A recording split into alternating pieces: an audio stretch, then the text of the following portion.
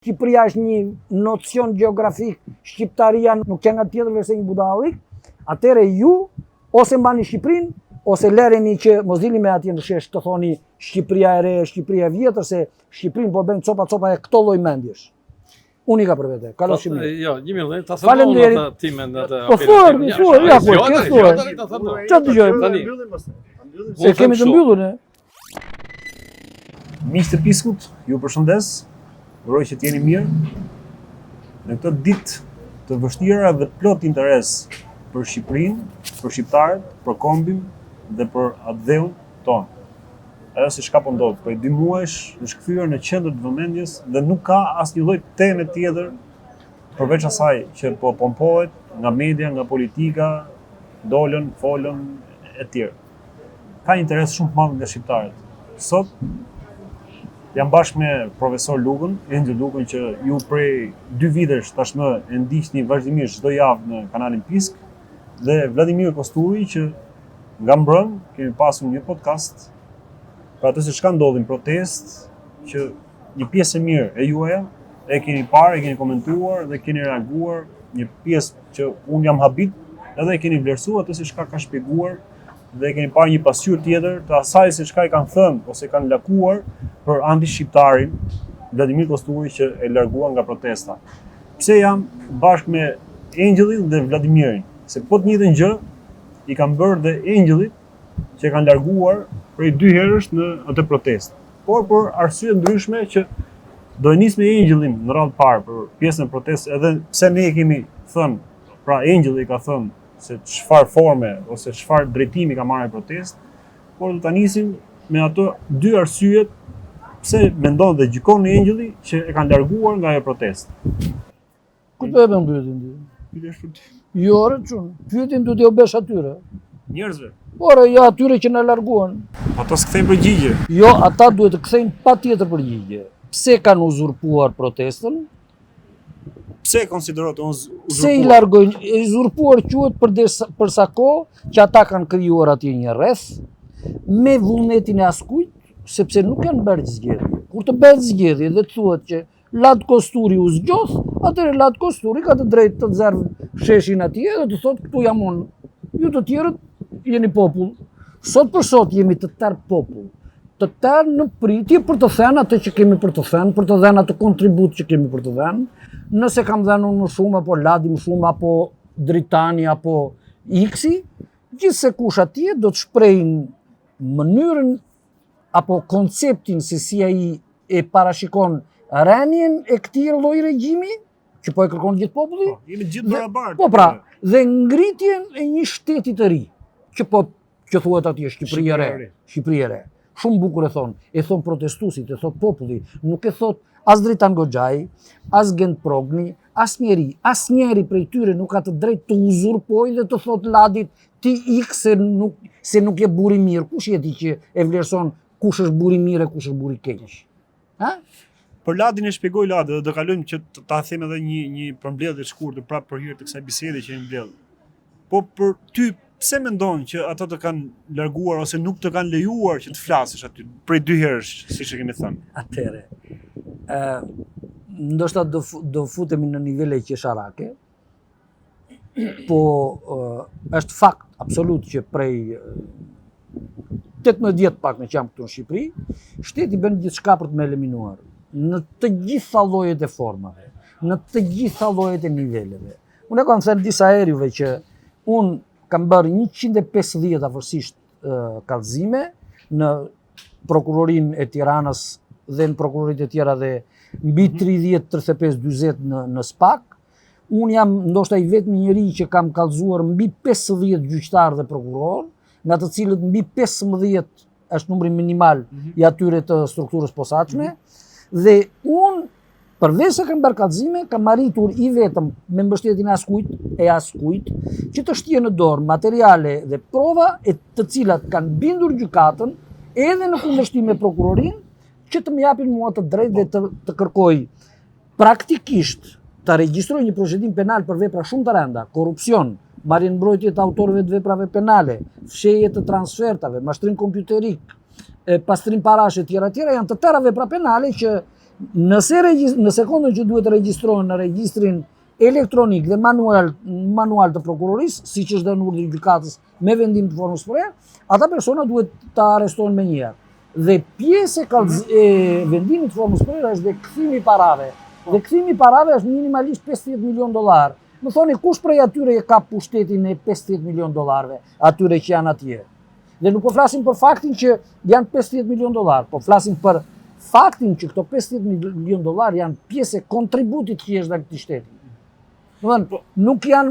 Ti këtë gjë e lidh me atë protestë që thuhet popullore qytetare, pra ku e kanë ata këta informacion që ty të të bëjnë blokadë që mos dalësh klasës? Gjebra. Ku e kanë ata informacion? Ku e din ata se çfarë ka bërë dhe çfarë ka thënë Ladi? Ku e din ata çfarë ka bërë dhe çfarë ka thënë Angeli? Dhe që duhet atyre, kush janë ata që të gjykojnë Angelin, Ladin, Altinin e tjetrin, kush janë ata? Kush janë? Me shtë drejt. Dhe më thënë, ata kërkojnë një Shqipëri të re, ta bëjnë më të keqe se kjo Shqipëri që kemi? Zoti Vladimir, po kështu e sheh që këto në këtë formë se si po shkon kjo protestë, duan të bëjnë një Shqipëri më të keqe akoma sa kjo që kemi? Altin më sqarova edhe në bisedën që bëm bashk, rregulli i protestave zakonisht organizatori protestave nuk fshifet. Domethënë si rregull protestat iniciohen nga një grup i cili del publikisht se cili është. Një organizat, një shoqat, mund t'jetë dhe i person fizik vetë, thotë unë i dua njerëzit shesh. Dhe njerëzit janë dakord me atë platformë kujtun me ato gjëra që ai person kërkon dhe e mbështesin. Kështu është si rregull. Nëse nëse del populli vet, si thotë i doli populli shpërtheu, ai pastaj s'është protestë, quhet shpërthim, quhet rebelim i popullit. Kështu çdo kush pastaj që kërkon t'i vëj kapele asaj, që ta marrin, ta dominoj, to quhen pastaj forma fashiste për mua, quhen forma grushi shteti, që ti kërkon që këtë pakënaqësi të popullit ta dominosh dhe të mos lejosh njerëzit që din të flasin, sepse rregulli kryesor aty nuk është problemi s'lan Angelin, s'lan mua, se punë Angelin mua ka ndodhur edhe me të tjerë.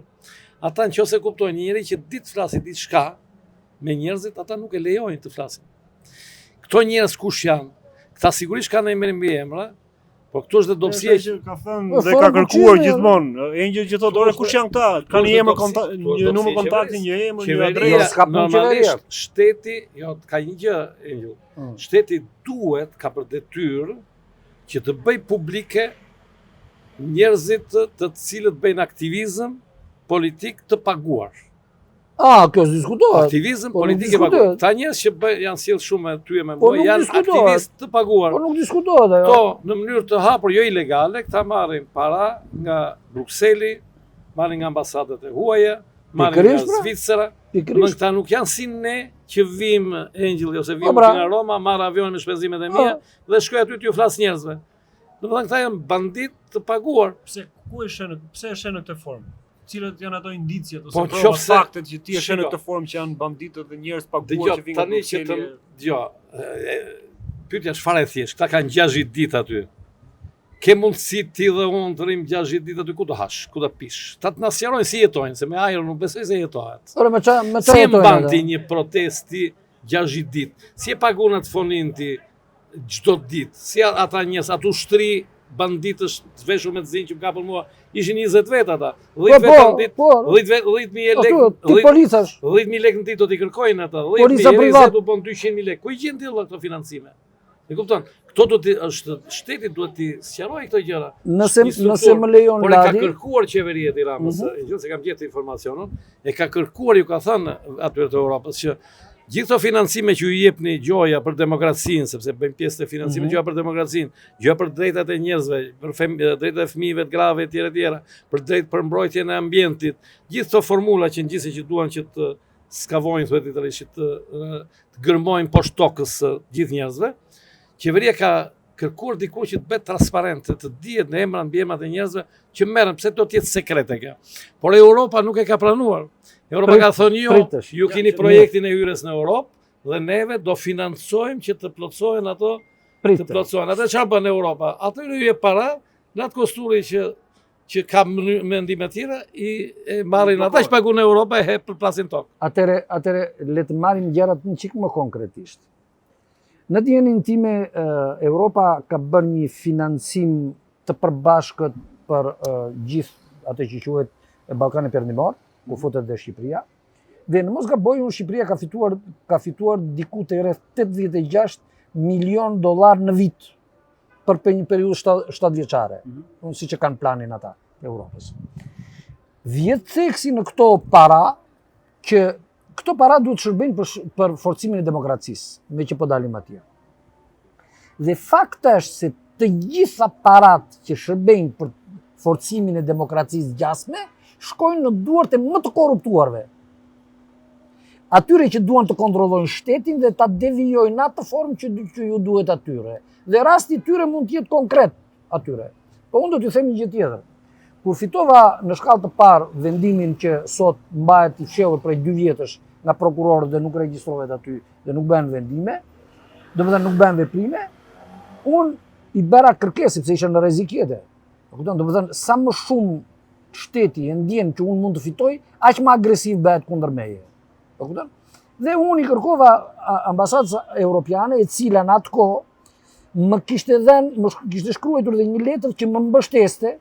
Letra ka qenë me firmën e zvendzës ambasadorit, zotit Herr, kështu më duket e kam emrin, i cili më mbështeste në luftën time për drejtësi në mënyrë të veçantë në luftë për të drejtën e pronës, që është shumë e rëndësishme për konceptin europian të shtetit dhe të respektit për drejtat e njeriut. Dhe me që unë isha në rrezik, midis të tjerave, sipas situatës që u bë jashtëzakonisht alarmante për mua, ju kërkova atyre të Komisionit Evropian të më mbështesin financiarisht. E kupton? Domethënë, të më jepnin aq mundësi sa për shembull Tazem do të jepnin një emigrant në Itali. E kupton? Një njerëz që merr azil në Itali apo në Francë apo diku. Sot e kësaj dite asnjë përgjigje. Shkruaj letra, dërgoj telefonata, më thash absolutisht asnjë përgjigje. Domethënë fondet që duhet të shkojnë për të mbrojtur njerëz që luftojnë për demokraci dhe pse kanë luftuar për demokraci, ju vjet edhe jeta në rrezik, ata nuk i mbështesin kurrë. Po më parë, pas po të njëjtin qëndrim dhe vlerësim për ata, në momentin kur i ke kërkuar këtë lloj ndihmëse, mbështetje? Shiko këtu, apo e ke ndryshuar tani që ata nuk kanë reaguar? Jo, edhe një herë. Ata kanë një qëndrim të dyfisht për gjithçka. E kupton? Bile unë... Jo, vlerësimin tënd e ke pasur që më kryet herës? Gjithmonë. Po, si ke shkuar ti kërkosh ndihmë mbështetje atyre ndërkohë që ke këtë vlerësim? Pritemi. Të dallojmë ligjin nga personi. Okej. Atëre. Jo rastësisht, të paktën në sytë e mi, pjesa më e madhe e ambasadorëve apo kreu i misionit si quhet, të Komisionit Evropian këtu në Tiranë, domethënë ambasada Europës në Tiranë, në krye ka pasur në pjesën më të madhe të kohës një italian. Pse një italian? Pse një italian? Një italian që është pjesa kryesore atyre që dominojnë politikën shqiptare, që korruptojnë njerëzit që hyjnë e dalin, që kanë një bankë këtu që korrupton pjesën më të madhe të shtetit, të drejtuesve, që ka bërë dhe një kontratë me shtetin shqiptar për të klasifikuar, për të seleksionuar personat që qenë kanë tafë për të marrë poste drejtuese. Domethënë, këtu kemi një politikë të qëllimshme anti-shqiptare pro-italiane, të vetë Europës. Dhe Edi Rama hule ngre dhe thot, avokati më i mirë i Shqipërisë është Italia. Është Italia që na mori gjadrin, që merr shëngjinin, edhe thot, ne këtë e bëm pjesë të juridiksionit tonë. Ç'do të thotë të juridiksionit tonë? La di ç'do të thotë? Që kanë mbytur dhe pushtim anien o Trantës, Italia. Po domethënë aktet e tyre janë të pashembullta. Po se edhe kjo është një gjë ti Angel themon tani, këta njerëz që e kanë marrë peng në vërtet. E kanë marrë peng atë protestën ose pakënaqësinë që kanë njerëzit të cilët njerëzit e zakonshëm si thua hallexhin që janë poshtë duan një ndryshim, por që këta nuk e lejojnë, e kanë bllokuar këta. Këto tani që hiqen kaq revolucionar, duan thonë Shqipëria kërkon revolucion, kanë ca parolla tipike që unë i kam gjuar në Itali, këto nuk më çudisin këtu në Shqipëri. Se këto formulimet që bëjnë ta Pelikani, Kaçurrel, do ta çojmë se i kam dëgjuar nga Roma unë të këtyre sorosianëve. I kam dëgjuar me 20 vjet përpara. Edhe këta si ka mundësi këta s'kanë për shumë tragjedi ku njerëzit kanë humbur jetën në Shqipëri. Ta s'kan folur kur. Asnjëherë. Janë 108 thonë nga Biblia se po themi s'kan si janë o Trantos. Si ka mundësi këta njerëz që gjoja janë për popullin s'dolën thonë një fjalë herë, duam drejtësi për tragjedinë o Trantos, drejtësi. Duam drejtësi për Gërdecin, duam drejtësi për 29 janarin që u mbytën Shkodran të ndetë, për 21 janarin, për njerëz që janë vrarë në kushte, që kanë humbur jetën kushte të çuditshme etj. Kushte disa njerëz janë torturuar në përburgje, ju kanë marrë dhe organet. Engjëll pastaj para burgimit të Shqipërisë që po e thotë vetë Europa. Okej, se këtu na dalin shumë pika, janë të shumë po këta s'kan ngritur kur një gjë. Këta thonë Ramamburg, Berisha, thonë dy slogane që prekin emocionalisht njerëzit, dhe kur ti u thu presni se këtu nuk është problemi të rrëzojmë Edi Ramën, problemi është të ndryshojmë gjendjen, të ndryshojmë situatën. Gjendja nuk ekziston asnjë lloj mundësie të ndryshojë kjo gjendje nëse Edi Rama nuk rrëzohet nga pushteti dhe të marrë përgjegjësi penale, jo vetëm morale. Jam shumë penale, se nuk në atë kuptim, unë thash në kuptimin që Edi Rama duhet të rrëzuar por bashkë me ata që ushqejnë Edi Rama po pas një diskutim, se ndryshe nëse ai nuk e mban vetëm dhe e vendos me një fashist, është më keq akoma. Fashizmi kështu ka ardhur. Po këtë kam thënë fashizmi ka ardhur si po shkon thotë Engjëlli. Fashizmi në momente krizash, pa kënaqësinë e njerëzve kanë marrë, sidomos të rinj, siç ka ndodhur me Mussolinin, me Hitlerin, kështu ka ndodhur. Që janë maksimalisht dhe lehtësisht të manipulueshëm. Bravo, e kanë marrë këta dhe kanë prur pasaj diktaturë fashiste që ka zvendësuar atë shtetin e korruptuar. Shteti i korruptuar është zvendësuar pasaj me njerëz që jo vetëm të marrin para, por të marrin jetën. Atëherë më dëgjoni dy fjalë të vogla, se mbase ca gjëra harohen, po që janë në historikun makro të vendit. Unë kam ardhur këtu në vitin 2008, ndërkohë që në Rom gjykata kishte vendosur e kishte rrëzuar me fjalë vendimin e kuesturës dhe të prefekturës që kërkonte që më kishte dhënë folio di via që në tetor të 2005-s. Dhe një ditë të bukur të ndodhur në alarm sepse gjithë ambienti atje më njifte mua dhe nuk e pranonte të gjithë ato që po ndodhin kundër me, mbajtje praktikisht në gjendjen e pengmarrjes me lloj-lloj marifetesh nga shteti italian i cili ishte në radhë të parë i shtytur nga Sarkozy. E kupton? Se ta kam shpjeguar disa herë. Vetëm që të vim duke ardhur këtu në 2008-ën, filluan lëvizje të mëdha për ta kapur shtetin shqiptar dhe për ta mbajtur peng me lloj-lloj kontratash. Kontrata e parë për shembull ishte ajo për futjen në NATO në 2009-ën. Po mos gabojnë 2010-2011-ën ka qenë punë e pasaportave. Që u liruan shqiptarët. Ashtu. Dhe paralelisht kërkuan që ta kapnin shtetin me një fashist, me Rezar Taçin. Rezar Taçi ishte vegle drejt për drejt e Silvio Berlusconit, po që kishte një kohësisht lidhje me ambasadën amerikane këtu, me ambasadën italiane këtu, me Hillary Clinton dhe me Jill Biden. Janë fjalë që ka thënë vetë ai. Dëgjoni? Tani, po të shikoni kronikat nëse i gjeni italianët dhe mediat që nxiteshin prej tyre dhe që paguheshin prej tyre, kërkonin një njeri të fortë që ta kapte shtetin, një tip perandori të tipit Berlusconi, dhe ky do ishte Rezar Taçi. Rezar Taçi e griu më shpulla të gazetarin në sekondën që do merrte pasurinë. Mbani mend këtë me robazën. Do një njeri tipik fashist. Ata kërkonin ta vinin në pushtet që të kontrollonin Shqipërinë dhe të mbyllnin të gjitha hallet e tyre, jo hallet e Shqipërisë, hallet e tyre. Në një mënyrë apo në një tjetër, këtë klim fashiste po e mbjellin dhe sot. Kanë organizuar një grup njerëzish aty, djem të fuqishëm, e kupton?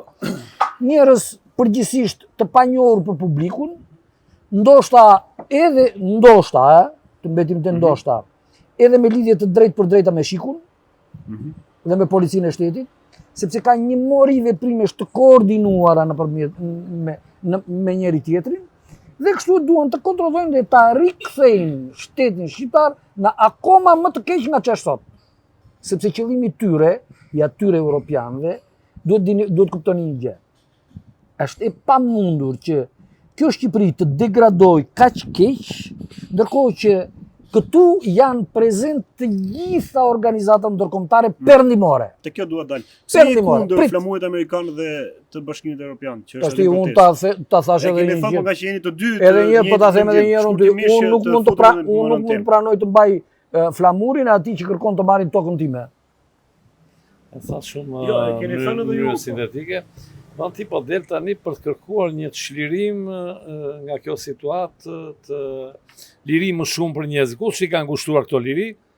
Këto liri janë ngushtuar, flamuri amerikan është përgjegjësi kryesor nga pikpamja simbolike dhe i Europës. Pse? Shiko, nuk shkurtimisht, nuk do të kthehemi historisë. Të dy po në të njëjtën linjë për këtë. Unë desha të them, desha të kthem shumë shkurt, që në momentin kur u shkatruan institucionet 1997, u shkatruan institucionet komplet, u fillua nga zeroja, e mori kontrollin politik dhe ushtarak, e morën Europa të huajt Amerika nëpërmjet operacionit Alba, ku generali ushtarak ishte italian fillim dhe ishte ai figura politike në të vërtetë që vendoste në Shqipëri, nuk ishin partitë politike. Dhe më mbrapa kjo në gushtin e 1997 si ka kaluar Amerikanëve NATO-s, pa qenë Shqipëria në NATO.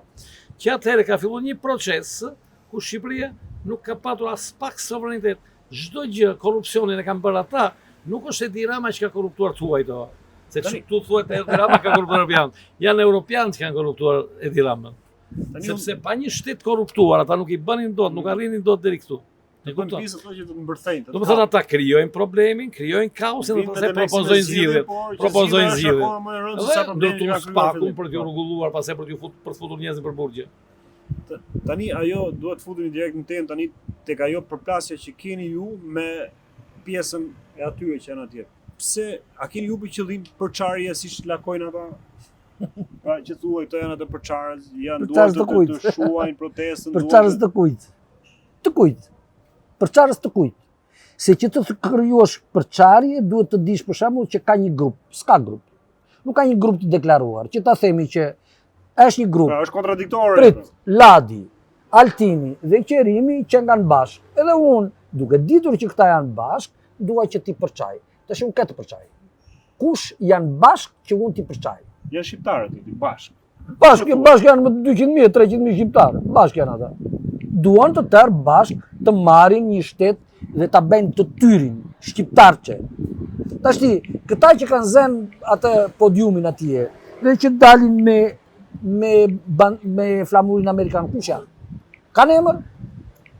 Kanë emër të thonë që ne jemi filani. Kemi krijuar këtë parti dhe pastaj të pretendohet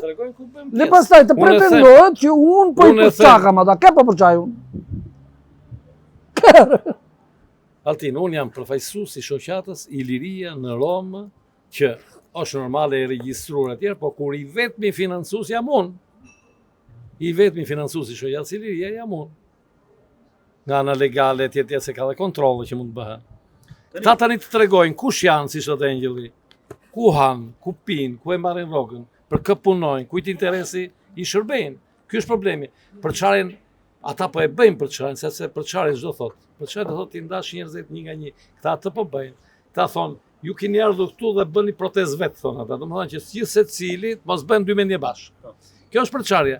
Domethënë aty, ata që flasin thonë vetëm slogane, 6 ditë nuk është diskutuar fare në atë sheshme. Të marrin njëri fjalën ta dëgjojnë tjerë dhe thonë. Ata shiko këtu. Atje është niveli intelektual më i ulët i mundshëm. Shumë i ulët. E kupton? Domethënë aty përveç se Rama në burg, Berisha në burg, Shqipëri e re etj aty s'dëgjon asgjë fare. Aty nuk ka absolutisht asnjë lloj strategjie se si mund të rrezohet Edi Rama, se duke përditur Rama i jep dorëgjën, po kujt i plasi që po thuaj ti Rama i jep dorëgjën? Një vit e gjysmë ata i lek verdh në Paris e bën përshesh Parisin dhe nuk ra njëri në pushtetin. Ju prisni që Edi Rama të jepim nga pushteti se po vërteti këtu Rama zbrit nga kali, nuk t'i bëvon. E mbajnë shumë të varfër protestën, në numër të madh, po një varfëri, mund të ishin 100 veta vetëm. Dhe do kishim bërë shumë më tepër se sa një sazime e madhe, ka që madhe njerëz amorfe, kaotike, që s'kuptohet fare se çfarë është.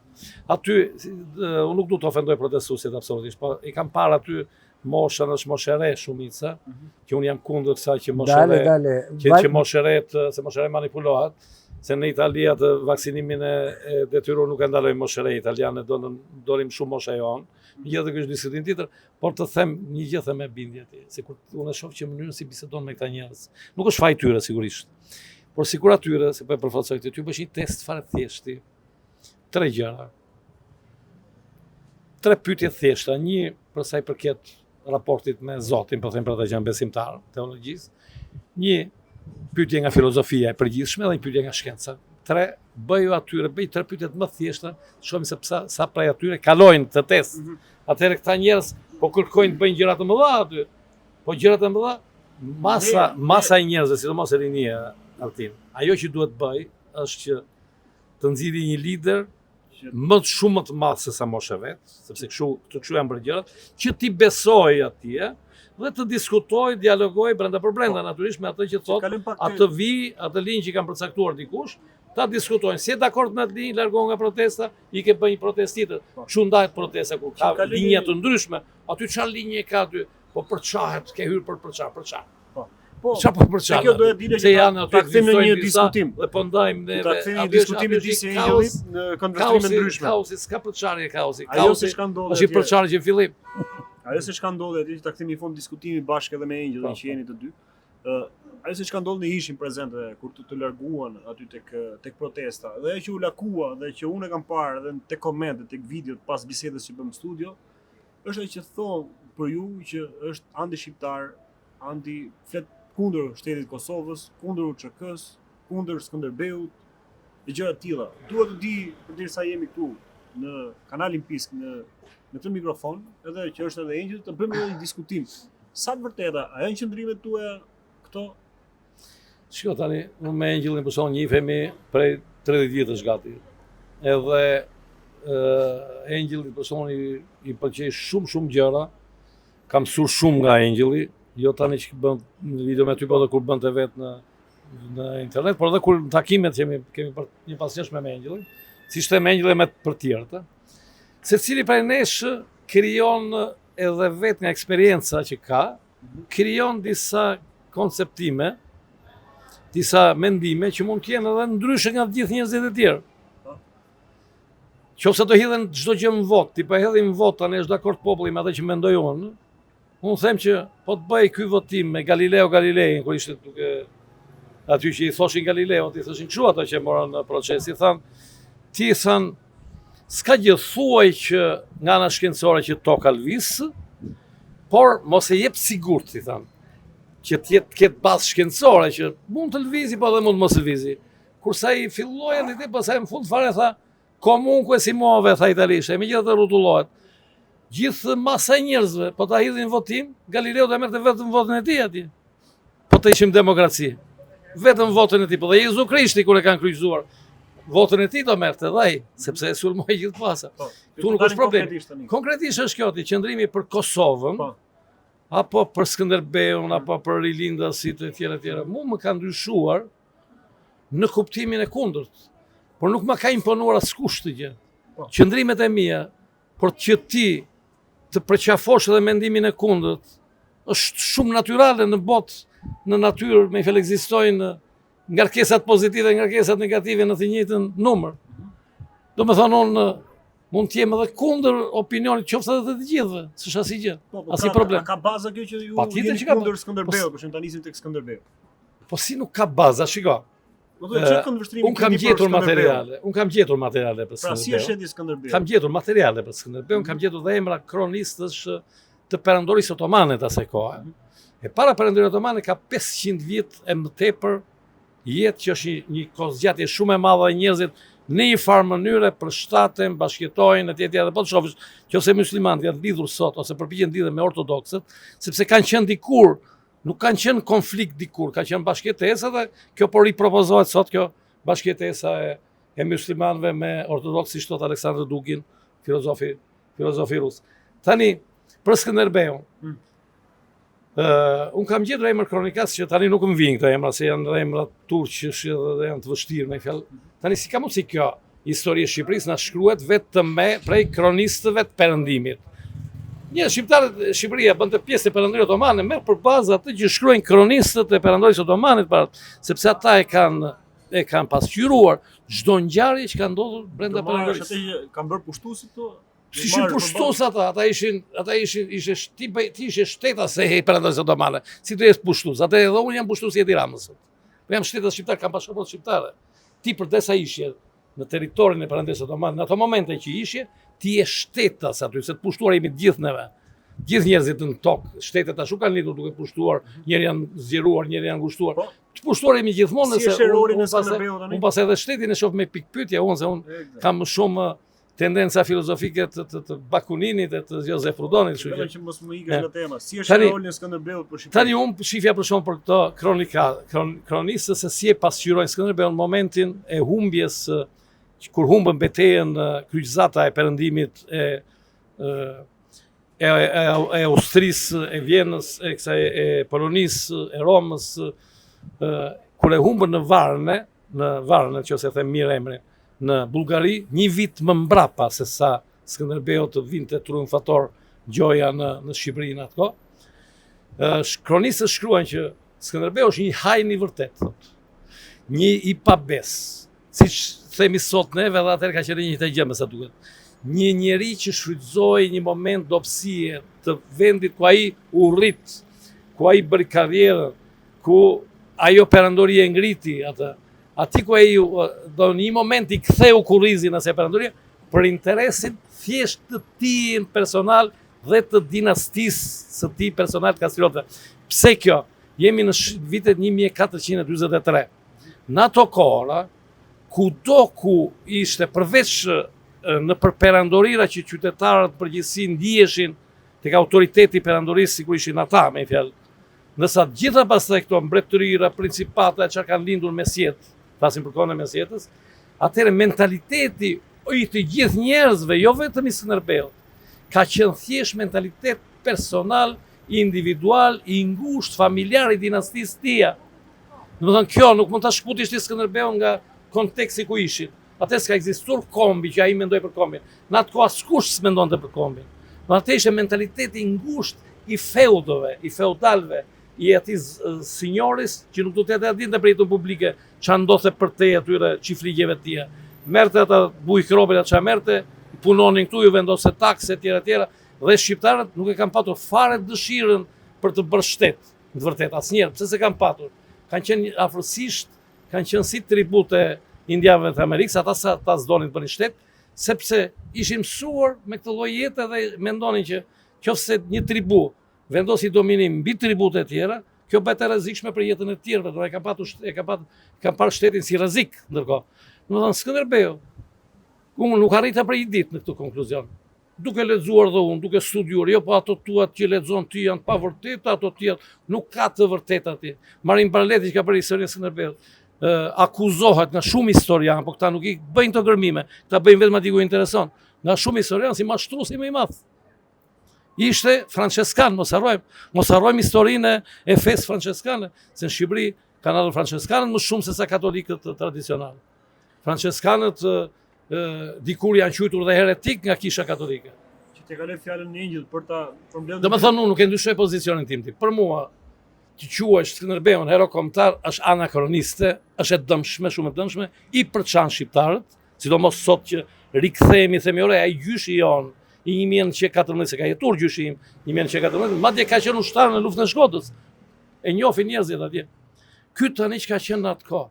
Si ka mundësi këta muslimanët se unë tani do ta mohoj gjyshin, i cili luftoi me mënyrat e tija kundër princëvitit dhe e largoi në 5 shtator të 1914. Tani pse një grup prej lindasve që më shkruan letra mua, libra të bukura, poezi të bukura, do ta zvendçoj historinë e një populli me 5 libra të shkruajtura, aty dhe më shkruan Skënderbeun, më shkruan pastaj Nën Terezën sot. E kujton, jam kundër unë këtyre. Këto e kanë për çfarë? Këto e kanë futur në vrasje shqiptarët. Shqiptaria e ka futur në vrasje. Se shqiptaria është asgjë, unë ta thash në video tjetër. Shqiptaria është asgjë, kultura i popullit, nuk është shqiptaria. Kultura, traditat e tjera, gjuha është mjet komunikimi. Nuk është element kulturor gjuha.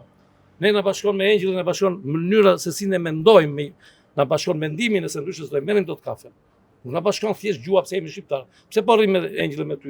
Çka shqiptar sa dush? Ta djem edhe një këmbvështrim të Engjëllit për sa përket kësaj teme. Fash këtu me Engjëllin nuk jemi dakord, është normale. Ose për ta dëgjojmë se nuk e dinë njerëzit, a jemi dakord. dakord. Marrë që punën edhe në Kosovë. Për Kosovë. Unë kam qenë. Jo, s'ka gjë. Unë kam ndryshuar të kundërt për Kosovë. Po s'm ka thënë njëri ndrysho. Kam ndryshuar saj të impenjimit tim të përditshëm, të meditimit, të studimeve të ndryshme, të materialeve të ndryshme. Nuk e ke influencë në momentin ndikohesh paguar. Jo, absolutisht fare. Në momenti që NATO-ja bombardoi Kosovën, unë kam qenë i ftuar në Rom nga shoqata italiane që të diskutonin për bombardimin, thash jo, nuk vi, sepse NATO-ja po shpëton shqiptarët e Kosovës, kam thënë unë në 24 mars 1999. Tani në këtë moment i flas eksaktësisht të kundërtën. NATO-ja ka bërë krimin më të madh që ka bërë luftën në Kosovë. Dhe është ajo që ka prodhuar gjithë pasoja kaq të rënda dhe në Europën e Lindjes dhe kudo. Nga lufta e Kosovës ka nisur shkatërrimi, një proces tjetër i shkatërimit të një periudhe tjetër imperialiste post-sovjetike. Me fjalë pas Bashkimit Sovjetik, zgjerimi i NATO-s dhe në kufit e portës, Izraeli që ka ky problem, në Iran, në gjithë botën. Është pikërisht është nisur nga demonstratat e 1981 në Kosovë. Që aty filloi shkatërrimi i Jugosllavisë. E di çdo ishte Jugosllavia sot. Po ti kishin gjetur forcë popullit Jugosllavisë rrinin bashkë, do ishte një treg që kishte nevojë të vetë të punoja në Francë, në Amerikë. Do kishte Amerikën këtu 100 herë më mirë se sa ata. Do kishte me tradita vllazërore, sepse mos harro Altin, që nuk është e vërtetë, është propagandë. Leri këto inverisët e kujin çfarë ishin atëherë, që futishin me shërbime sekrete e tjera. Por shqiptarët dhe serbët nuk kanë patur problem para 1981. Me njëri tjetrin shkëmbenin aty, punonin bashkë, arat i punonin bashkë, etj. Gjithë kjo u fut prej tuajve për të shkatëruar Jugosllavinë dhe u përdorën shqiptarët si gjëja me dobët, se përfundoi këtu, siç ka thënë dikur Giovanni Gioliti, kur u larguan nga Vlora.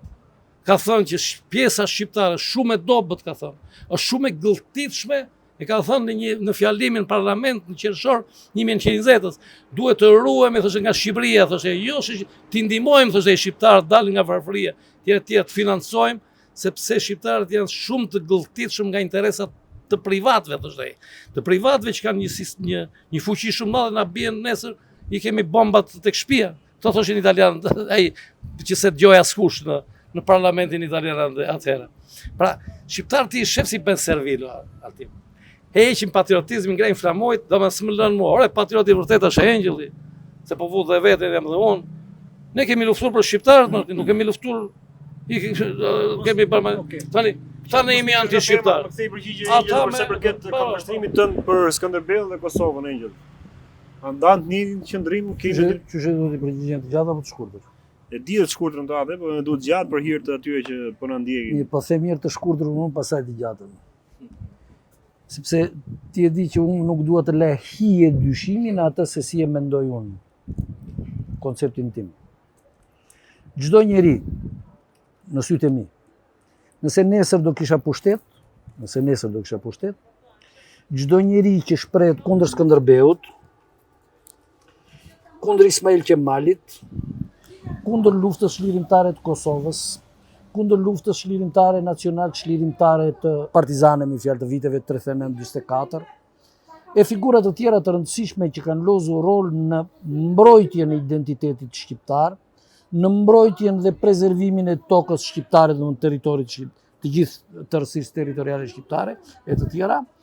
Po të kisha pushtet sot, do të vija automatikisht nenin për agitacion e propagandë 8 vjetë burg me pakti. Ikën apo riesh puna jote. Ikën apo riesh puna jote. Unë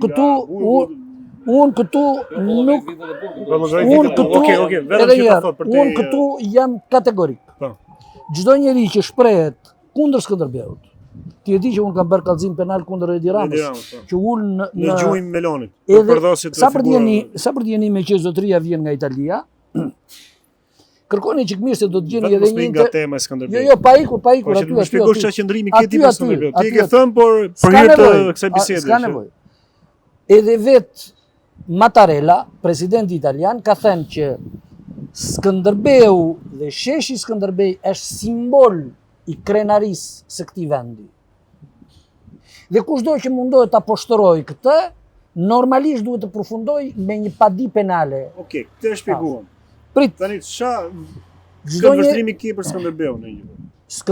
Skënderbeu ishte njeriu që nuk harroi nenën, nuk harroi baban, nuk harroi shtëpinë, nuk harroi atë, e kupton?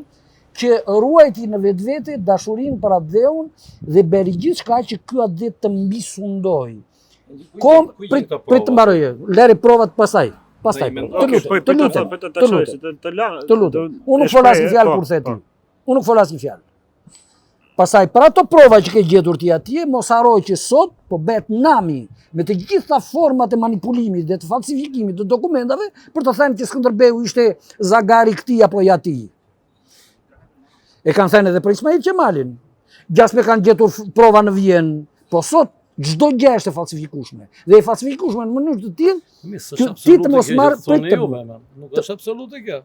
Sepse as ju për mua është absolute, edhe sikur të mos jetë edhe një herë, edhe sikur të mos jetë e vërtet, është e vërtet. Përderisa prit ta imponojmë. Jo, patjetër. Kanë imponuar këta me shkollën. Dëgjoj këtu, patjetër. Imponuar apo pa imponuar, ky vend është yni.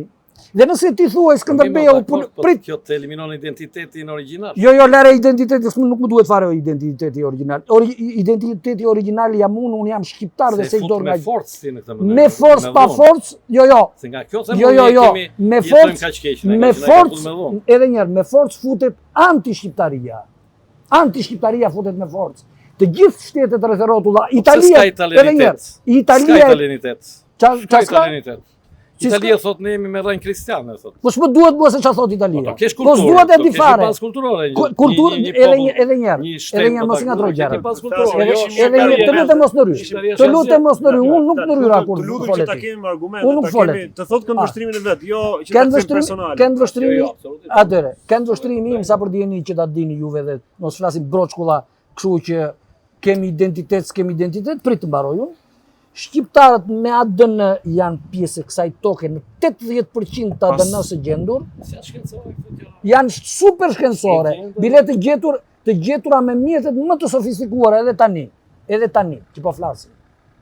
Kështu që mos lexo ato propagandën italiane atje që është komplet anti-shqiptare, të mbaroj njërun, prit të mbaroj njërun. Po pra, të mbaroj njërun. Të mbaroj njërun. Të thotë mos ju kthej që mos lexoj. Po pra, që mos lexoj. Atëherë, këndvështrimi edhe një herë, këndvështrimi se po të fillojmë të marrim. Po të dalë edhe unë dal keq këtu tani si po të them. Po të marrim historinë edhe të studiojmë nga rrenjë, nga dek, çka kanë thënë italianë, çka kanë thënë austriakët, çka kanë thënë grekët. Perceptimin tënd ndjenjë. Ta thash edhe një herë. Në sekondën që një njeri. Jo, pjesë që ç'a thatë ju. Pra si e shet ti Skënderbeun, siç e nisi që u kthye ke nëna, ke toka, ke shtëpia, mbrojtja dheun e tjerë. Është normale që turqit dhe kronikanët dhe gazetarët edhe pushtetarët atje ta kenë hal në sy Skënderbeun. Normalisht, sepse praktikisht ai ishte fillesa e përmbysjes së perandorisë osmane. Ndryshe të siguroj unë, Italia sot do fliste turqisht. Franca, Anglia do flisnin tëra turqisht. Ti je i sigurt për të. Skënderbeu ishte ajo pjesë, ajo pikë kyçe që i tregoi botës që edhe një vend fare i vogël mund ta ndalojë këtë dorë gjakatare. Pavarësisht të mbaroj unë. Ai ishte detyruar se tradhtoja ndaj do i shërbente këtyre. Kush i detyruar? Kush e detyroi atë për të ikur për të tradhtuar sipas teje? Kush e detyroi? Ai u tregoi lehtë Angjëll. U tregoi lehtë. Po, u tregoi lehtë se kujtoi prit edhe një herë. Kryqëzata fitoi. Edhe një herë. Ky i leti edhe një herë. Është i u bashku kryqëzatave jo kombë. Kush të tha ty? I bashku kryqëzatave. Kush të tha ty që u bashku kryqëzatave? A që kryqëzata e 1443? Kush të tha ty? Betejë e Nishit. Kush të tha ty? Që betejë e kryqëzatës për të rimarrë Ballkanin? Pas Skënderbeut. Jo, më pas jo. 1443-shin, 1443-shin, betejën e Nishit. Jo, prit mos. Gjuniadi e tjerë polakët, austriakët, Kushe? perandori ajo Ishte- Papa i Roma Skënderbeu e u bë beteja sepse ishte kohë që përgatitej kjo kryqëzat që të rimerrej Ballkani, që të Të mos- shkëputej të mos i perandorisë ngatrojmë otomane. gjallë, të mos i Dhe ngatrojmë po gjallë. thuj se u arrit aty. të mos i ngatrojmë Tu u gjallë. mashtrua Skënderbeu. U mashtrua Tha u qysh u bë deti mashtrua. Kosta. Si u mashtrua. Fituan tha perëndimi, siç bëjmë neve. Kush Fitoi fitoi perëndimi, perëndimi? Jo, ai fitoi Fitoi vet. Rusia, kthehemi në Ai Rusi. fitoi Me edhe kinë, një me herë, kinë. edhe një herë, ai fitoi vet, nuk fitoi për shkak të Ai- mishit. Ai fitoi vet.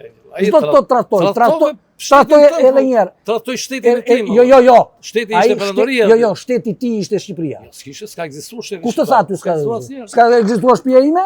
Shi do Shtëpia të vishte në shteti, kuptimin e shtetit. Ai kishte shtëpinë e tij. Shtëpinë e Ai kemena. kishte shtëpinë e tij. Ai kishte shtëpinë e tij. Dhe kishte një feud, siç e quan ti, të tërë, ku të tërë e pranonin ata si zot. Po, më mbrapa mbeti peng i perëndimit, sepse Peng i ata nuk perëndimit. e pranonin më Pse peng i Stambolli. perëndimit? Po sepse u tradhtoi e perandorin, si do kthej, ai Kush të thotë që donte ai të kthehej? ai donte të kthej. Kush të Ka qenë thotë mentalitetin atë Kush kohë. të thotë që Në atë donte të kohë njerëzit kthehej? kishin Po pse mentalitetin budalla feudal. ishte ai se dinte. S'kishe ku të vinte. Se dinte ai çfarë do t'i bënte sultani po të kthehej? Po patjetër pra nuk kthej dot dhe ngeli. Dhe prandaj ngeli peng, Kaçak, goxha mendje kjo. Kaçak Goxha i mendje perëndim. kjo ore. Jo, Ju kaçak. edhe një herë.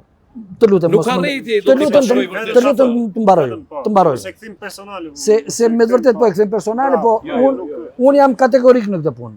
Unë nuk pranoj kursesi që të dalin teorira të cilat kërkojnë të poshtërojnë këtë komb dhe ta quajnë një komb i fandaksur nga mendësia e interesave personale të X-it apo të Y-it. Se nuk bëhen interesat personale të X-it të Y-it që sot 300.000 veta derdhe në shesh.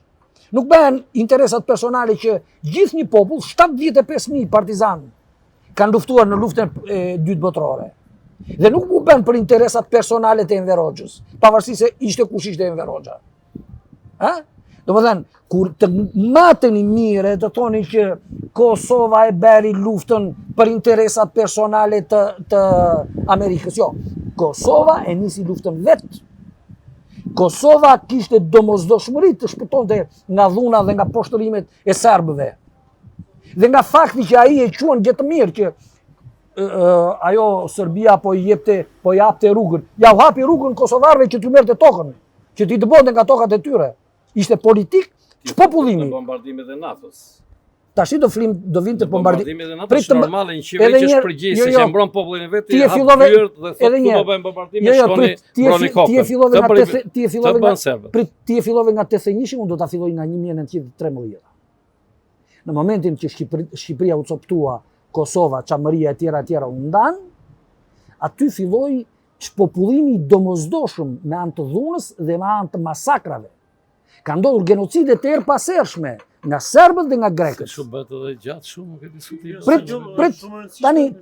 Tani do të vinë atë pikë që do ti, në luftën e Kosovës të 99-s. Apo jo? Atëre. Që në juve nuk e dini, po hapni mirë dhe shkoni pyesni kosovarët, luftën kosovarët e kanë filluar të mbështetur nga iranianët dhe nga libanezët, nga xhihadistët. Dhe një nga qëllimet kryesore të ndërhyrjes së NATO-s ishte pikërisht që ta ndante Kosovën nga kjo pjesë që rrezikonte Europën dhe Amerikën. E kuptove? Po pa, interesa imperialiste. Jo, nuk ishin tamam dominimi. Po nuk ishin tamam në atë kuptim që thuaj ti. Fillimisht Europa, bile sa për djeni, e ka thirrur disa herë Slobodan Miloševićin, e ka thënë jep ju lirin shqiptarve se po na rrezikon ne. Shko pyeti. Gjellë s'është gjetur asnjë provë kundër Slobodan Miloševićit gjyshin që bërë, ja? Kush të tha ty? Asnjë provë fare dhe e vranë pastaj qëllimisht sepse nuk arritën dot ta dënojnë. Atëherë mos flisni Nuk arritën dot ta dënojnë. Nuk arritën dot ta dënojnë. Unë kam ndjekur pjesë nga procesi i Miloševićit. Ku ishte një dëshmitar kosovar që thoshte na pren fytyn në dorën zvarr, ato zort i tha Miloševićit i atij. Prit të mbaroj unë. Jo, tha nuk isha, po serbët i bëjnë këto gjë. Prit të mbaroj unë. Kur ti s'ke parë gjë? Prit të mbaroj unë. Ti edhe për ty, po të ndodhi gjithë lagja këtu do thotë një Prit të mbaroj unë. Slobodan Miloševići natyrisht nuk vajti në rrugë dhe dori pistoletin të vriste njerëz. Ai dha urdhrin. Dhe sa për dijeni janë të filmuara pamjet ku ushtarët serb kanë qelluar në Srebrenic ata bosnjakët në prani të trupave holandeze atje. Të trupave ndërkombëtare atje. Ishte edhe si Serbeja. Po qa flisni budalli që 8.000 deportojnë në një dite. deportojnë erë Çakut. Po lerini ato budalli që ushtari morën ato trupa dhe asnjë s'kishte nga ata as shenja raje, as i gjë këto jo, janë civil. Ishin gjithë ushtarë të ÇK-s ata të Reçakut të 15 janarit. Gjithë të Reçakut. E ka pranuar vetë ajo Holandezja. Holandezja aty momentin, po ajo që kjo Finlandezja, se s'm vjen emri tani, me I kam parë këto materiale, e cila në momentin që thoshin që janë civil, ajo tha, unë nuk jam e bindur, tha, pa me qenë se ju doni me shkruajt civil, tha shkruajnë civil. Ja, kështu janë bërë gjyqet aty. Se u bën 3 autopsi aty, edhe shqiptar na 3 autopsi. 3 autopsi janë bërë. Janë gjetur varë me qindra vetë të mirë janë bërë krime, ne nuk dim kush I ka bërë ato. Ky është problemi. Edhe I bërë kosovarët, a? Po pse si bën, s'ka kriminal kosovar dhe kriminal shqiptar që I bëjnë. Sigurisht që ka. Kundrejt paras, pse çfarë ishin ata që na hodhën ato ishin, si ishin serb ata. Shqiptar ishin ata. Sikur ti ishin vrasës ata, nuk luftonin për vendin e tyre. Rinin aty, bëheshin kaçak. Edhe futeshin për të grabitur. Një shtëpi këtu, një shtëpi atje. Ladi, dëgjoj këtu.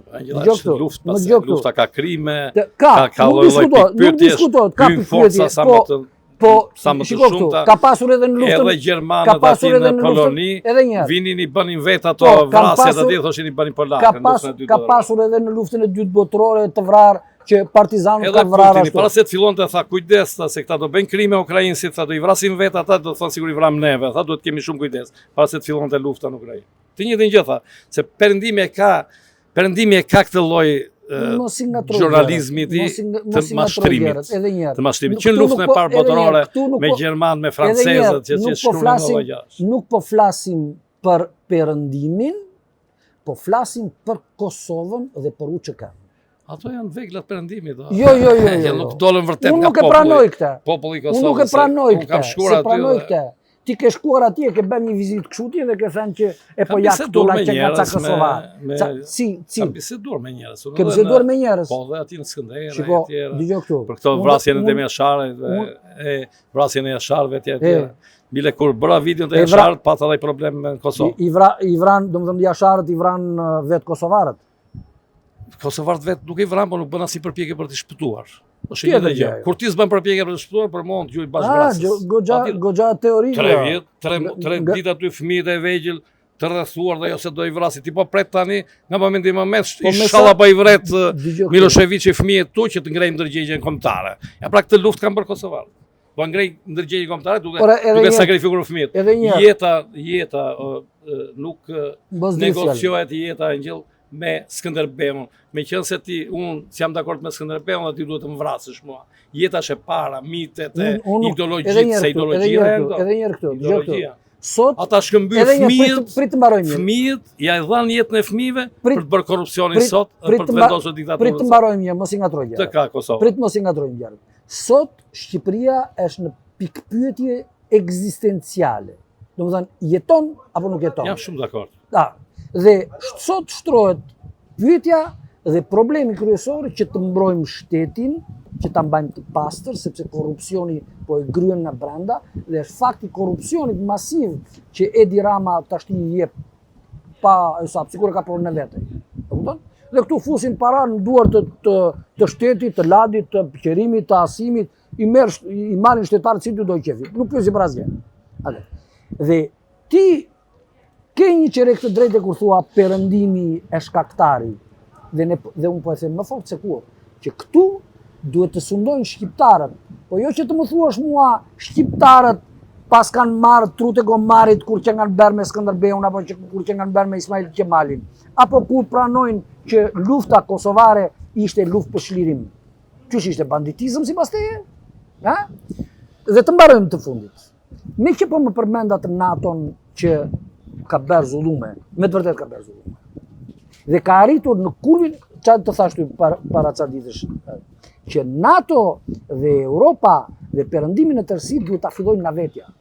Sepse kanë shkatëruar veten dhe kanë futur një ingranazh ku për çdo gjë kërkojnë konflikte që të shpëtojnë veten nga korrupsioni. Dakord? Ama Kurse si nuk duhet lejohet që një njeri sot, për më tepër një intelektual si ty, të thotë që unë s'jam dakord me Skënderbeun, se Skënderbeu ishte tradhtar. Nuk është tradhti të tradhtosh armikun. S'është armiku. Ju s'është armiku. Ti po ha atje. Kush po hadi? Jo, po që se ti që në armik Perandorin Otomane atje, jepi, dorëzoj gjithë ato privilegjet që ke, jo për bën general Perandoria. Dorëzoj edhe shkoj lufto. I dorëzoj në shkoj edhe në Kosovë prapë një. Edhe një herë mos i ngatoj. Dorëzoj gjithë ato privilegje që ka dhënë Jugosllavia, pastaj po jam dakord po të shpall luftë, jo brenda probleme. Më dëgjoj që këtu se kjo nuk është vetëm personale, nuk është vetëm për ty. Janë çlirime këto. Edhe një herë. Këto janë tradhtira. Jo, mos i ngatoj. Janë çlirime. Çlirimi është kur ka pushtuar, do të organizojë. Pushtoi pra, çfarë bëri Turqia? Ku ka pushtim? Ku ka pushtim? Ti Perandori, si u bë Perandori? Perandori Romane ka. E kush plasi për Perandorin Romane? Ishte njësoj. Ka shkuar deri në Gjermani. Çfarë ti themi tani? Po, armikë. Perandori Romane. Armikë. Perandorit bie në Angel. Perandorit. Po nuk edhe një pushtimin e kanë shumë bukur. Nuk e kanë si shtetet nacionale që të vetë bombat aty në Beograd të jedh mbi spitalin siç bën NATO në Beograd. Edhe Kosova të mbarojnë gjërat, ishin serb mirë. Edhe një herë mos më shkote NATO, jemi te Shqipëria. Njeriu ka rregullat NATO për luftën. Bombardime nga qielli. Ora çun po flasim për Shqipërinë, edhe një herë po flasim për Shqipërinë. Mos ngatroj gjërat. Në momentin që ti pranon që turku këtu ndaj pas ka pasur shtëpinë vet, ti nuk je shqiptar. Në sekondën që ti vjen nga Italia, sepse ti ha në Itali, dhe ti e quan gjë normale që italianët ta bëjnë këtu çatu do qefi. E quan gjë normale ti që romakët na erdhën këtu dhe na qenë nga Perandori. Na shtypën, na shfrytzuan, na vodhën, na grabitën, na masakruan 700 vjet. Dhe të njëjtën koncepti i shtetit në atë kohë, ti flet me konceptin modern të shtetit për një periudhë historike. Jo, mos i ngato gjëra ti. Shqipëria ka qenë shtet. Shqipëria ka qenë shtet para ilirëve, para romakëve. Mos kalojmë te pralla. Mos nga pralla, se do t'i quash ti pralla. Të merremi me periudhën e kapitalizmit si sistem. Si kapitalizmi si sistem. Ja ta them unë. Si kapitalizmi si sistem. Italia është krijuar si shtet në vitin 1859 dhe direkt sapo është krijuar si shtet, ka pasur mundësinë të zgjeroj tokat e veta. Dhe hapin e pare ka hedhur në Shqipëri. Dakord? Në vitin 1914 këtu u futën të tërë. Italian, francez, gjerman, serb, grek, më se ta tërë u futën tu. Dakord? Dhe të tërë ata njeri pas... Po, këto janë pushtime koloniale. Ndërsa Perandorit nuk kanë pushtime koloniale, kujdes, këtu është dallimi. Po nuk më duhet fare Perandorit. Pushtimet e para koloniale, Angel, kanë lidhur me kryqëzatat, kur ata vinin, në vitet 1100 kur ka filluar kryqëzatat që shkonin drejt Jeruzalemit. Aty filloi ajo kolonializimi, sepse ju premtonin njerëzve aty do t'japim toka, thoshin aty. Mos bëj zhurmusi se po flasun. Pastaj mbaroti. Perandorit nuk vinin për të marrë tokat. Po për çfarë vinin Perandorit? Për të zgjeruar atë qeverisjen e tyre, nëse ishte edhe dakord. Për të zgjeruar në bëjmë më shumë me dakordsi. Bëjmë me dakordsi. Vetë Bizantët ja kanë dhënë atë Konstantinopolin ja kanë dhënë otomanëve vetë me dëshirën e tyre nga frika e kryqëtarëve katolik. Vetë grekët janë bashkuar në atë kohë nga frika e Romës. Ladi, të mbaroj njerën, dëgjoj këtu. Ne këtu kemi një pikë. Je shqiptar ti apo jo? Patjetër, flas shqip. Jo, ti s'po flet shqip. Ti po flet italisht. Shqiptar. Ti po flet italisht. Ti po flet njëri që flet shqip për mua. Jo. Jo shqiptar në gjak. Jo. Ti shqiptar me gjak nuk ka. Jo, ti ke humbur. Kur ke nevojë për gjak ti merr dha gjak në Zakut të Afrikës, po të kesh nevojë. Ti ke humbur të qenit shqiptar. Ke humbur. Ti flet për interesa koloniale, imperialiste, perandorake, siç duan ta quajnë italianët vet, dhe ti ke humbur çdo gjë që të lidh me Shqipërinë. Ti nuk do Skënderbeun, ti nuk do ku digjaun Ismail Qemalin, ti nuk do luftën nacional çlirimtare, ti nuk do luftën e Kosovës, ti s'ke asgjë për shqiptarin. Zero. Po s'kam asgjë në kuptimin e versionit zyrtar që është ngritur për të eliminuar identitetin kulturor shqiptarëve. Atëherë më dëgjojnë që këtu mua. Me peskat e Mxhin ti Ismail Kadareja ku që ti shkruajnë libra. Vetëm thosh ti mua 1914 viti i mbrapsht. Kush jeti që do viti i mbrapsht? Kur ngritën mijëra shqiptarë që s'kishin buktanin dhe Hungritën se duronin do të qeverisin e prins Vitit ata Gjerali Thompson se i vriste. Më dëgjoj të mbaroj çikun, Hungritën jetë se ishin pa bukë. Më dëgjoj të mbaroj Ishin çikun. pa civilizuar. Më dëgjoj të mbaroj çikun, pastaj leren pa bukën e pa civilizuar. Ti je i civilizuar se kështu e mban veten. Mua si Jo, më unë mban. jam nga ana njerëzve që konsiderohen të pa civilizuar. Prit. Nga natyra shqiptarëve jam. Ti Që i akuzon kjo pjesë e elitës, Po prit të je mbaroj. prapambetur, je kështu. Jo, ti prapambetur si ti je i sterolluar, nuk je i prapambetur ti. Prit të mbaroj. Ladi të mbaroj.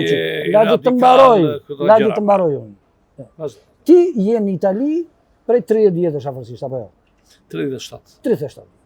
Unë kam shkuar në Itali për herë të parë në vitin 2001, në mars të vitit 2001. Dhe një 2 vjet më vonë duket se jemi takuar bashkë në atë zyrën që kishe ti për shoqatën Iliria çaj kishe. E nuk e di pse e mban ti atë embër. Prit, të mbaroj, dale, të mbaroj. Prit, të mbaroj. Të mbarojmë tani.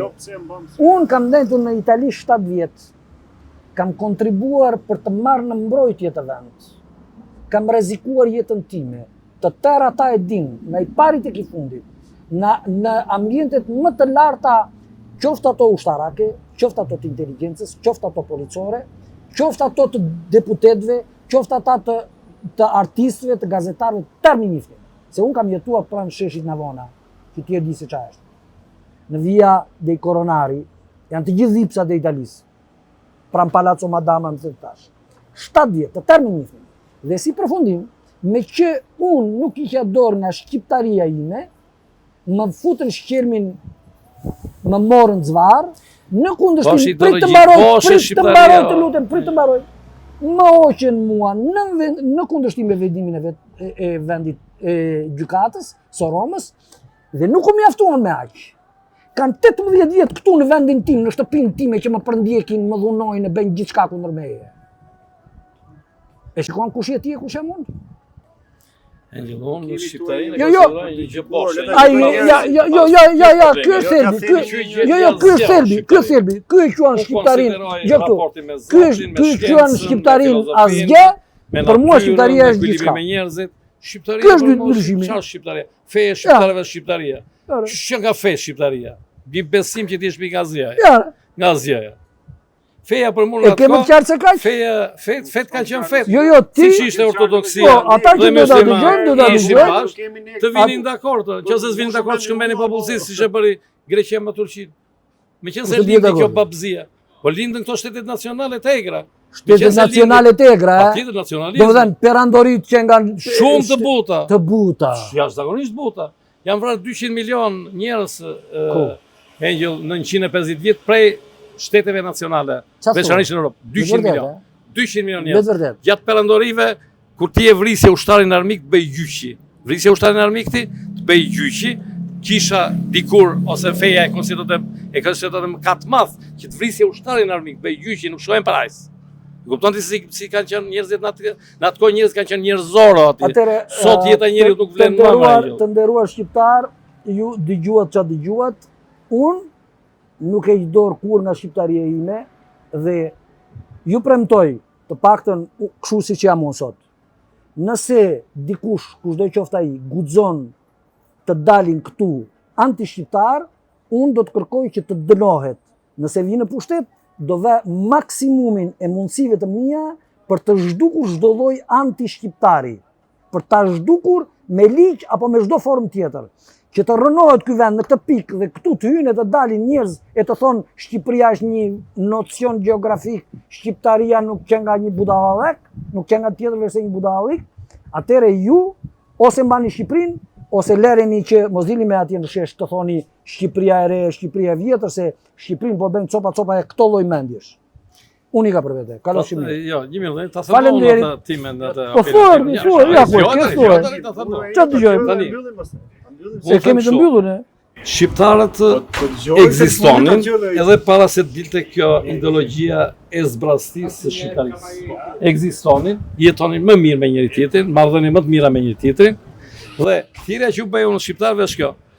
Në 5 shtator në te stacioni i trenit, 5 shtator, kemi menduar pikërisht, ju kemi bërë thirrje njerëzve, që njerëzve ta korrigjojnë atë gabimin e madh ose mashtrimin që e konsiderojnë pikërisht tek zvendësimi i një kulture origjinale që kanë patur shqiptarët, të cilët e kishin pjekur për 500 vjet nën perandorinë otomane sheqar, ku me i fjalë me nën shqiptarin i vranë njerëzit gjatë në prag të luftës parë botërore. Kjo është mendimi im. Shef Kola, Unë s'kam çfarë të bëj, unë këto mendime i kam çfarë të bëj tani. Atëherë bëni atë ligjin e propagandës, ti futemi në burg 8 vjet, sa jam unë, 65 plus 8, 73 vjet. Sokrati në kohën e grekëve thoshte unë i thoshin që korruptonte të rinjtë, të çfarë si thoshin, e akuzonin si filozof, dhe ai para gjyqit tha kështu, po të kishit prerë, tha, kishit pritur ja 5 vjet, tha s'kishit nevojë të bëni gjyqit, se do vdesja. Shumë them shumë.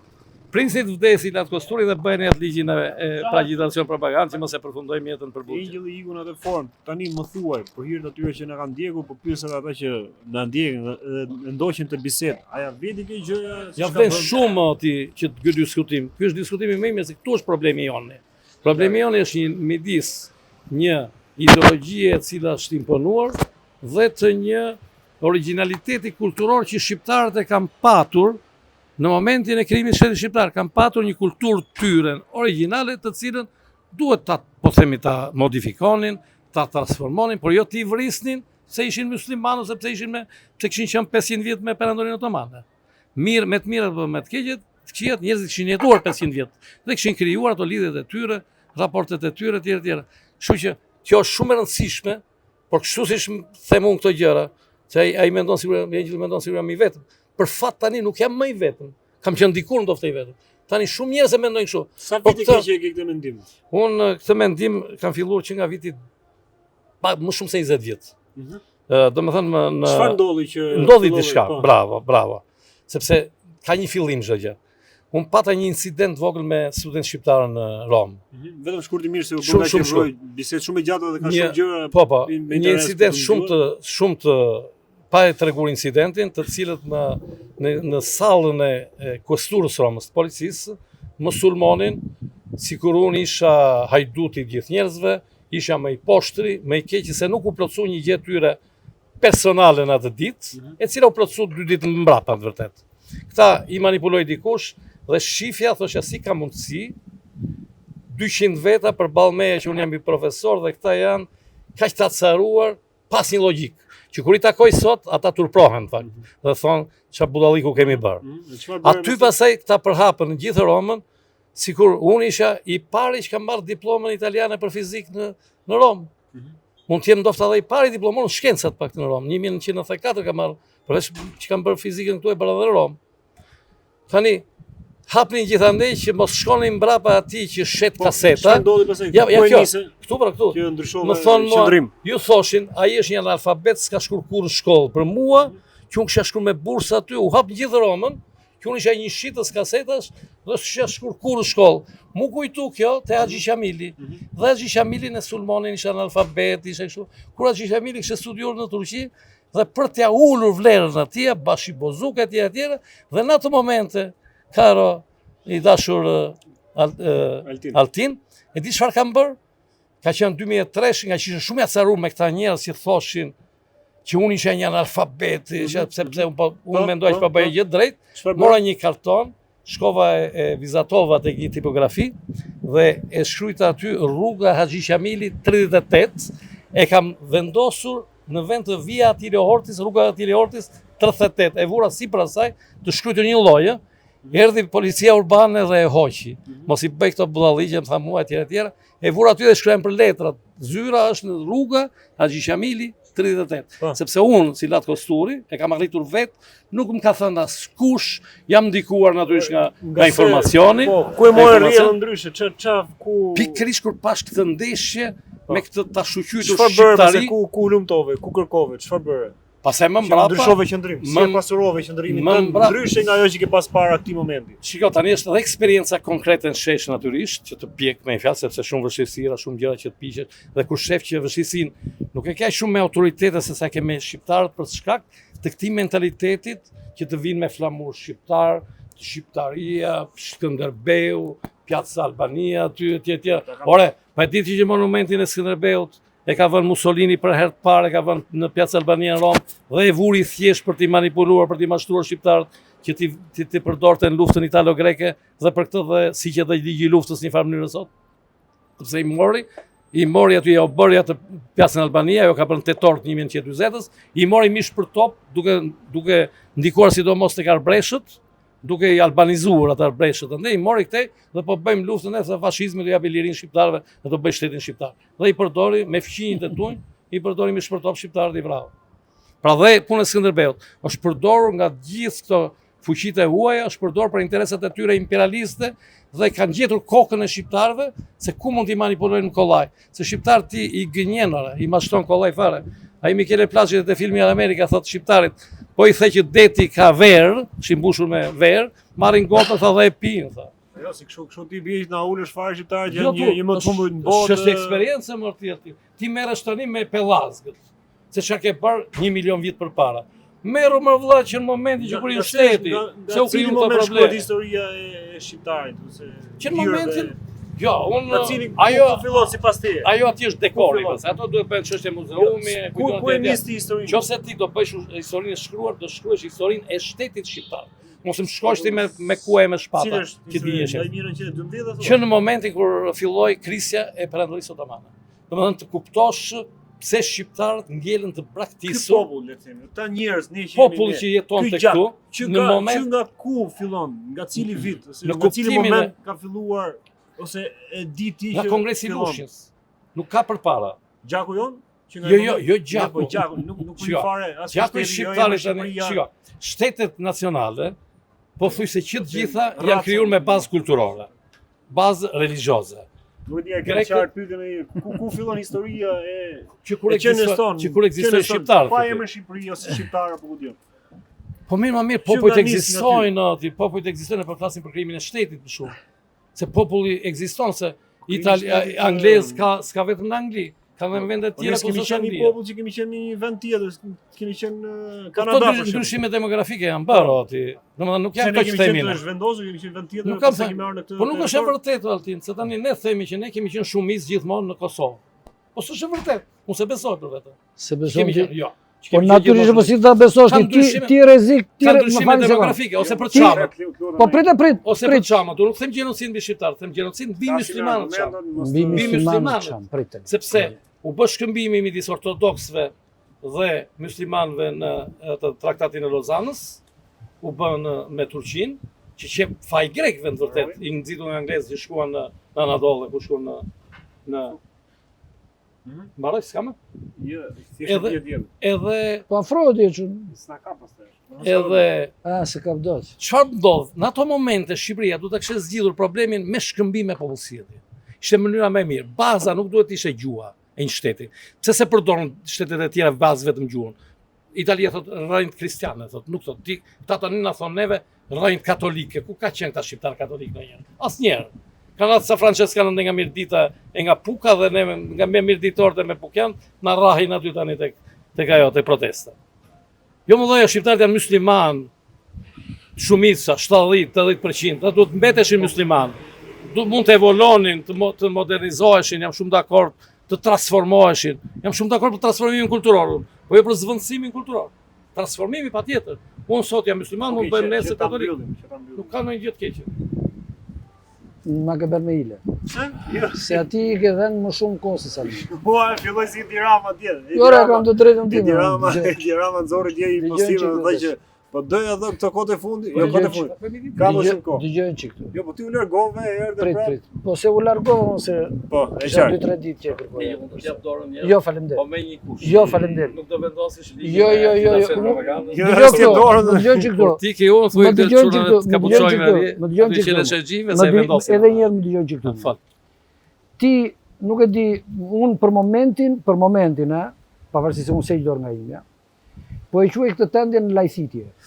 Prit të mbaroj unë njërë, prit të mbaroj. Dhe për të qenë fare i qartë, thash që në fillim, kushdo që shpreh ndjenja anti-shqiptarie në këtë vend nuk ka vend. Po pse është anti-shqiptare? Prit të mbaroj unë. Muslimanët janë 73%. Ore bëj çfarë duash ti punë për ty. Pse po ti tjetër feja me gjyshin tim jo, edhe unë musliman jam, sipas asaj tendes, edhe unë musliman, s'ka fare të bëj. S'ka fare të bëj. Tjetër feja, tjetër atdeu. Kultura ajo. Prit ore çun të mbaroj unë ore. Prit të mbaroj unë. I gjëra ti çuni. Se po flas unë. Prit. Atëherë. Po lere ta thotë ta çoj. Thuaj tjerë koncept, si e ti, po unë kam edhe një herë, për ty atdeu është abstrakt. Për ty atdeu është abstrakt, për mua unë kam dhënë 24 vjet të jetës time me sakrifica të pashembullta, me rrezik për jetën, me 0 lekë në xhep, ndërkohë që bankat janë plot me parat e mia, me 0 miq rreth e rrotull, Altini është i vetmi që më hap ekranin, e kupton? Me të tëra të këqija që mund t'i ndodhin njeriut. Kam fjetur 21 muaj si qenim unë atje dhe ambasada italiane ka qenë e para që më përndiqte. E para. Çonte njerëz kudo. Banka Intesa San Paolo ka bërë të tëra veprimet kriminale kundër meje dhe ka qenë iniciatore të tëra vjedhjeve. Dakord? Dhe shteti italian që ka detyrime ndaj meje dhe që më njeh më mirë se kushdo tjetër nga këta tuajt, sepse kam jetuar 7 vjet atje, në qendër të gjithë më njihni të gjithë, më shikoni për ditë losja me ta, e kupton? Ai më përndjek më shumë se të tjerë. Ai ka ku e shef të keqet tek unë ti. Tek ty? Unë e shoh të keqen te çdo njeri. Ti që lajthit, edhe një herë nuk është lajthit, edhe një herë të mbaroj unë. Të mbaroj edhe një herë. Në rast se do zoti apo duan shqiptarët që unë të marr pushtet, mirë ai që do hapi gojën dhe do të shprehet ashtu si ty. Mirë. Pra Engjë që ta nisim tek ajo ku nisem kjo. Ti je dakord që Vladin e largua nga protesta që sillon fjalën? Nëse e kanë dishur për këtë? Nëse e kanë ditur kështu, shumë mirë kanë bërë. Po që s'do fliste për këtë gjë. Se dija unë. Nëse dëgjoj këtu, nëse ata me ndërgjegje e kanë ditur që Ladi është një njeri anti-shqiptar. Që thot këto gjëra? Po pra që thot këto gjëra që njerëzit se dinë, ashtu se dinë. Tani, nëse ata e kanë ditur, kanë bërë shumë mirë. Mos të guxoj njeri të hapin gojën e të thot unë jam anti-shqiptar se shqiptaria nuk ekziston. Unë jam anti-kosovar se kosovarët që nga mercenarët të Amerikës. Po troç fare po thot ai. Shqiptar që duhet të mbrojë kulturën origjinale të shqiptarëve. Kush është kultura origjinale? Kush është ekzistencë? Kush është kultura origjinale? Ajo që ka qenë në momentin 2410 ka Berati.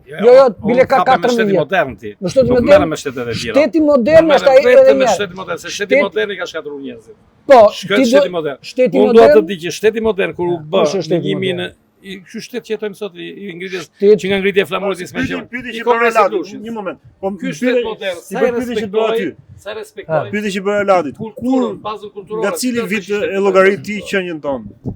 Qenien tonë. Jo për shqiptar, po Ladi e nisi nga formimi i shtetit. I lirët, bellazët, pra që nga e nisi, nga ku e nisi, nga cila? Që kur kanë lindur 12000 vjet të shkuara.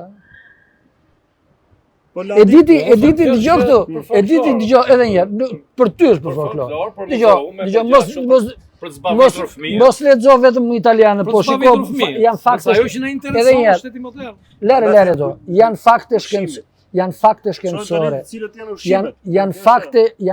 shkencore që shteti shqiptar nuk ekziston një komb nëse s'ka shtetin e vet. Nuk ekziston, shpërbehet.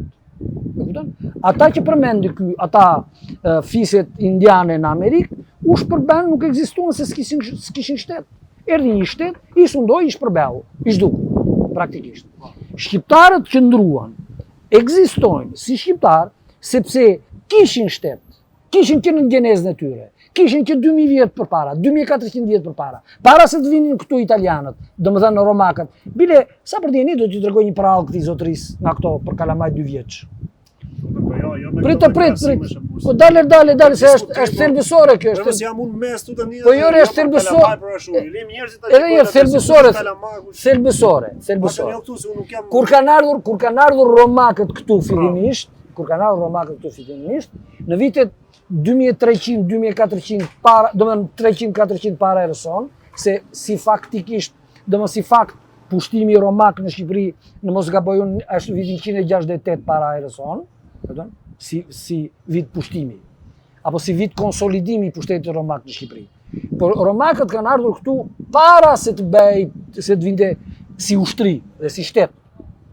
Kanë ardhur njësoj si shqiptarët që kanë vajtur te arbëreshët me fjalë. Domethënë në formë emigracioni. Rritu, një ditë të bukur pretenduan që donin pjesë pushteti. Dhe shikoni filmin Dueli Kampionëve që të kuptoni se si romakët morën pushtet në Shqipëri, në territorin shqiptar. Shqiptarët kanë qenë gjithmonë me shtet. Dhe fakti që u ruajt kjo popullsi dhe nuk u shpërbe si kulturë, nuk u shpërbe si gjuhë, nuk u shpërbe si gjak. E kupton? Është fakt që këta njerëz ishin të konsoliduar dhe të ndërgjegjshëm që ishin shqiptar, nuk ishin romak, nuk ishin grek, nuk ishin turq, kishin ndërgjegjësimin e të qenit shqiptar. Ai nuk e ka humbur. Nuk ka shqiptar. Do ta dënojmë pse ka humbur ky? Por, pse ka humbur? Jo. Ai ka zgjedhur të humbasin shqiptarin, po ne do ta dënojmë nëse ai vazhdon me propaganda anti-shqiptare. Nëse ai do dënohem me gjë? Jo, ti çun ti je gazetar. Jo, çun ti je gazetar. Ti je i detyruar të nxjerrësh këtu të vërtetën. Unë nuk jam askush për ta. Njerëzit do të jenë ata që me ushqimin e tyre, me hulumtimet e tyre, me gjërat për kërkuar, siç ka bërë ai, ka bërë dhe Vladi dhe njerëzit do jenë ato që. Më dëgjoni këtu. Në kohë se kjo gjë që bëmë sot se pyeta Lati se ishte larguar. A ka vetur kjo se çka bëmë ne sot apo? Unë them që është e domosdoshme që të gjithë njerëzit apo duan të edhe një të gjitha rrymat shqiptare, pro serbe, pro slave, pro amerikane, pro italiane, pro kështu, pro ashtu, të çfaqin mendimin e tyre që populli atje në shesh dhe populli në përgjithësi të ndërgjegjësohet me kesh dhe me nuk kesh. Me ke nuk kesh. Pra, edhe ky diskutim, ky debat ose ku diun, i domosdoshëm. Unë ta kam thënë edhe para diem duke të thash që ai Çani, Arian Çani, që është pro-grek, po të vijun nesër në pushtet, o t'i ki një orën për para o e ka vendin në burg.